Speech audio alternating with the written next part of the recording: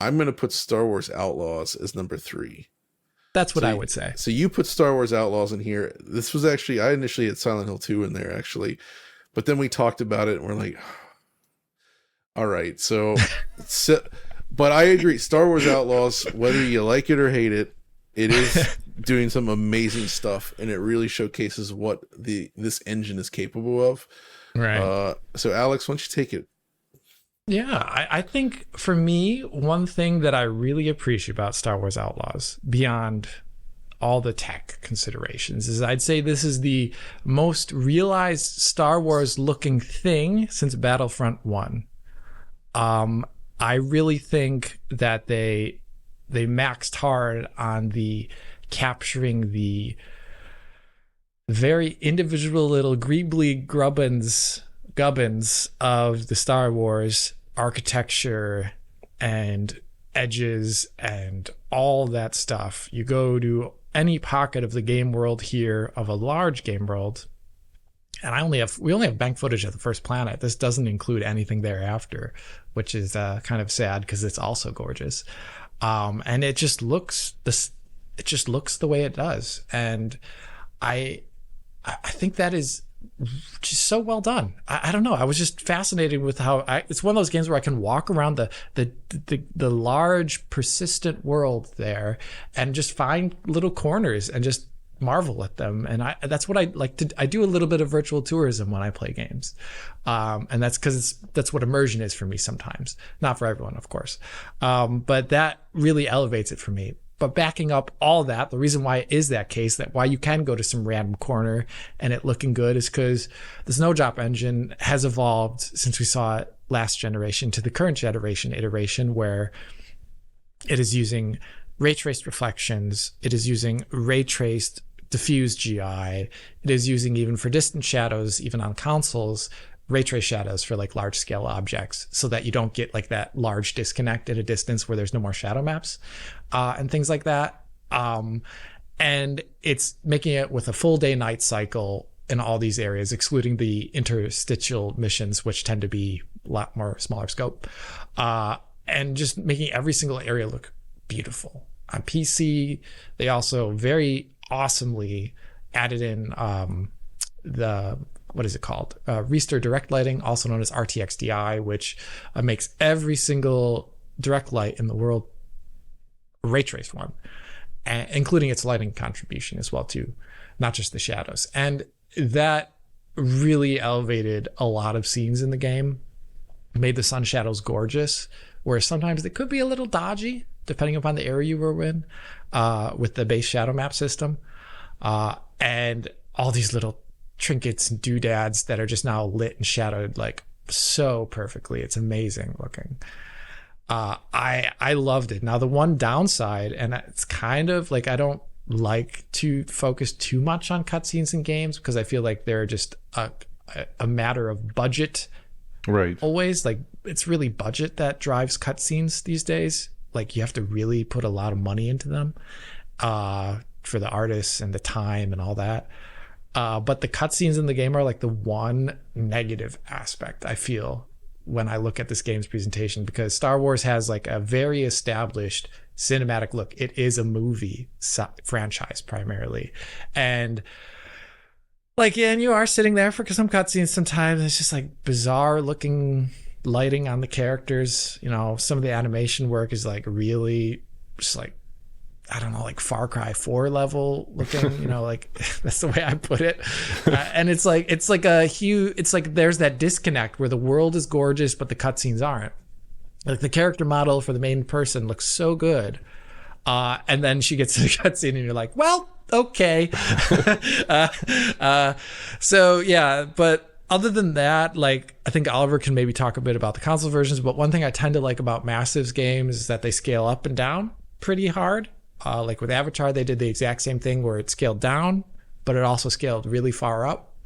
And they kind of do that really well too, where they really respect each individual platform, usually to a great degree. It's not perfect always. Like there are some areas that run worse, but I always feel like it's, given what the tech is being pushed here, they're putting a pretty good console version out there usually. So I don't know, Oliver, what do you have to say? Yeah, I mean, I have toyed around with the console version in various iterations, and I think it does work well and run well typically on all the various console platforms that it appears on. Obviously, the fact that it's using ray tracing for so much of its lighting really does put certain constraints and certain pressures on things. And you do see, especially in those performance modes on the consoles, Oh yeah. some issues with like RT denoising specifically in the reflective surfaces, like in interior spaces, that I actually noted weren't as much typically of an issue in Avatar, possibly just different game content there. But in general, it runs well. It hits 30 FPS, 60 FPS, 40 FPS, whatever your target is, depending on the mode. The PS5 Pro version initially had some issues, but they seem to have been rectified to some large degree by allowing you to toggle between FSR3 and PSSR there, and basically just stick hopefully with FSR3 and have a little bit of a better looking experience there.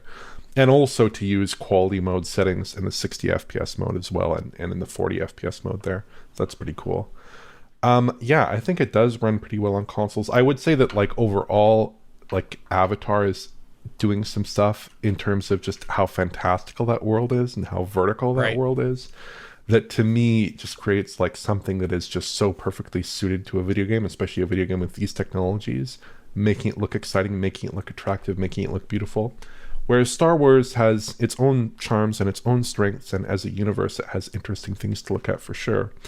But to me, that Avatar appearance, perhaps just because of that content, that what they're doing artistically, is maybe to me a little bit compelling in a way that Outlaws was not, at least not as a huge Star Wars fan. I'll concede that. Right. But, you know, Avatar was doing some really cool things. But in general, yeah, the console versions run well. Massive does a really good job of configuring their console versions. And it's pretty impressive for a game that uses this much ray tracing to actually be operating on the consoles at like 60 FPS. That's something I didn't expect, certainly at the outset of this generation, but they seem to have pulled it off here. Yeah, so as for myself, I actually played it on PC, and I agree with everything you said, Alex. Essentially, but I think really what sells it for me is just the cohesiveness of this environment, because you know you're on these deserty planets often, right? But then they combine it with those sort of like somewhat pseudo like retro future things you expect from Star Wars, with lots of like metal materials, but then you have like the more worn out stuff like the different sofas and seating things around. There's all these like there's just junk everywhere, right? That's what Star Wars is about. It has that lived in feel. This is the first time I feel like a game really got that stuff right all the way, where all the little bits and bobs just look perfectly Star Wars, if you will. And because of the ray trace lighting and everything, it comes together in this super cohesive way that just I find really, really striking. Just exploring all this environment and seeing all this lighting, it looks awesome in motion, I would say. But there's also things like what they do with the environment. For instance, they have an amazing volumetric cloud system, Oh yeah. which is used, and like you have a lot of these dramatic views of the sky while going across the world. And it's all completely dynamic, and because of the ray trace GI as well, it makes those times of day and the different cloud cover feel much more realistic than we usually see, where it genuinely looks great. And even because a lot of times games look bad when you're like in cloud cover without direct lighting around, right? It just looks flat, and that doesn't happen here. It still has a good look to it, which is awesome. Also, the foliage. They These Star Wars worlds, man, they have some strong weather. The wind is blowing hard and it's blowing all the time. And I love it. It looks awesome. Like the trees, the grass, everything is like constantly moving, and it's very granular and detailed looking, but it's always very active, and it just makes the world feel super alive as a result. But then you go into some of these interior spaces with like all like the weird orange glows and different things happening inside, and the way it all is like so consistently lit. It's just, I feel like you could stop in most of these scenes and just create like art shots, right? Oh yeah. Just Easy. anywhere you want, and it's just going to look awesome. And everything about that really, really impressed me as well. So, and I think weirdly, the cutscene animation and cutscenes don't look great, but the actual in-game animation, the way everything looks when it's moving and exploding, and That's fine. it all looks great. It's all like super smooth and clean, and I was very satisfied with the visuals, and I actually enjoyed what I played of the game as well. in that they streamlined it. They got rid of a lot of the open world junk, if you will. And this almost feels like a prototype for what could become like a bit of a Splinter Cell-ish design, although with a different locale, where it's a very stealth-focused game. And granted, initially at launch, all like the automatic fail stuff was kind of dumb, but they have at least improved that a lot. So things are a bit better now. So it's not without faults, but I think it's interesting, and the visuals definitely do a lot. Yeah. But to raise it, and man, plus all this fine shadows, I couldn't get enough of that. It's just having all these little lights and like all these little objects scattered around, and they all actually finally felt truly rooted in the world. And I think that makes a big difference. So Avatar, I think, won last year on our graphics of the year. This is the same engine. This is the next game.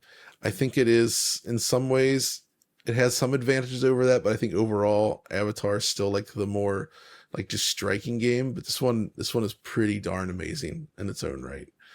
So, and as Oliver noted, despite a few little hiccups here and there, the console version is actually quite good. It runs well. It looks good. It's doing a lot of the still advanced features. The PC obviously can scale higher, but it still looks amazing on consoles. And you get the benefit of ray tracing, but you also get great performance with it, which is not something you can always expect.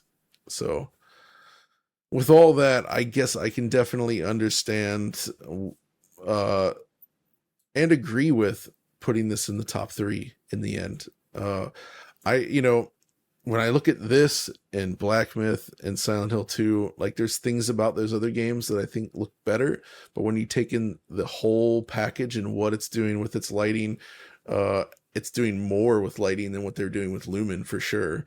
And it's a much larger scope game in terms of the world. And it runs great on consoles while offering those features. Like you just put all those things together, and I think it comes out